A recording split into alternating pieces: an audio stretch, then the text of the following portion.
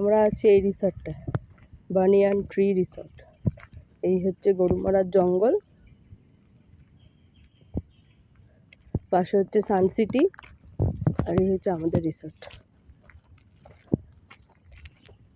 খুবই সুন্দর রিসর্টটা, সাজানো গোছানো, নিরিবিলি, খুবই সুন্দর।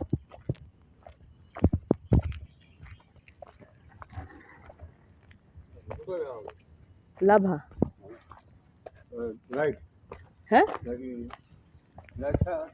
না না চলে আসবে।